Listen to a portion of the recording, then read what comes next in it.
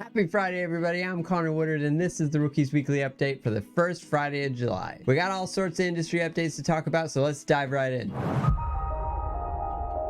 Blender 3.6 LTS deployed last week. There are a lot of sweet updates, but the biggest ones are the simulation nodes, the inclusion of realistic and stylized human base meshes, a lot of performance improvements across the board, and UV packing is way better. Speaking on software, Epic announced their Unreal Engine 5.3 roadmap, and it is the most ambitious I've ever seen. They have so many different development categories that it's nuts to think of how many developers they must have working on this stuff. There is an interview article on therookies.co with Jonathan Bachetter, who works as a modeler at Outpost VFX. It is a really thorough article that describes his career as a VFX modeler across many different VFX movies. It is a heartfelt read that ends on a very inspiring answer to the question of, if you could go back in time to when you first started out, what advice would you give yourself? You are not an imposter. You are sacrificing a lot, but you'll feel much happier than you've ever been. Good stuff, Jonathan. Valve won't approve Steam games that use copyright infringing AI artwork. Though they aren't banning AI use and are working to integrate it into their review policies,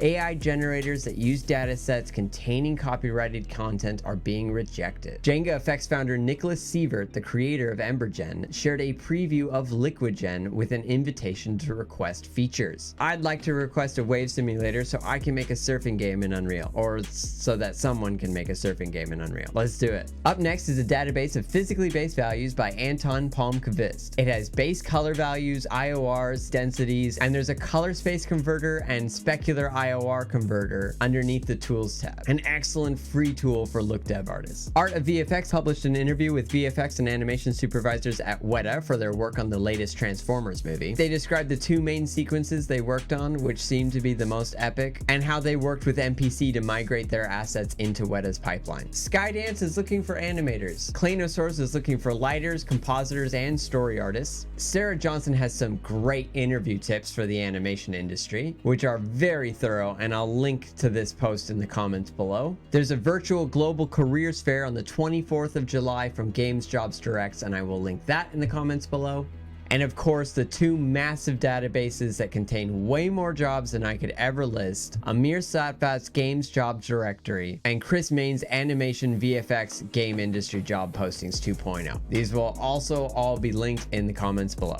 Our featured Rookies profile of the week is Rubiano Basquera for the concept, modeling, look dev, lights, render, and post-production of this remote-controlled laser tank. Love the attention to detail here. The lucky winner of our Digital Art Studio Bundle giveaway is Sydney Shinshu of Digital Whimsy on Instagram. And if you're not following us on the Rookies profile on Instagram, you should. Congratulations, Sydney. Enjoy all your new gear. The finalists for this year's Rookie Awards will be announced on Sunday on our website and across our social channels. The next featured artist is Kalina Pantaliva for this stellar recreation of Versace's Auratone using V-Ray's E-Mesh modifier. What an interesting material. The next featured artist is Charles Ellison for the gorgeous character development on Ruby Gilman Teenage Kraken. If you're a character artist, check out this presentation. Smooth gradated background, shiny floor, impeccable look development. Strive for this feature film quality. The next featured artist is actually being featured for a different reason: resilience. I know that it can be really intimidating to see incredibly high quality work all over social media and even in the Rookies Weekly Update.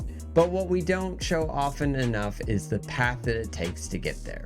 The many trials and obstacles that artists must overcome to achieve the level of quality that we all pursue. This post from Tassia Strauss speaks hilariously to that struggle that we all face as she is working out the displacement on her Sphinx cat model with crazy results. Keep it up, Tassia. You will get there. We will all get there. The next featured artists, I don't know who they are. They go by the name 1D Incorporated. 3 years ago, they started making posts to the blenderartist.org forums, displaying things I have never seen. Now, the modeling here is absolutely stunning and incredible, but 1D Incorporated has taken it to a new level, animating the topology frame by frame. This is insanity. I really have never seen anything like this before.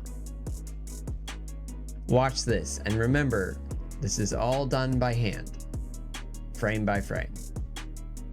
Frame by glorious frame. The artist has many examples of this crazy workflow. The model itself is already really high quality, but to present it like this is almost ridiculous. In the same thread, they have a full write-up of how they approach topology and the conditions and goals that they try to meet. They even built a key map to model with a game controller. 1D Incorporated, I don't know who you are, but don't ever change. That's it for me. Thank you so much for watching. Keep feeding me your critical feedback, and I hope you have a spectacular weekend.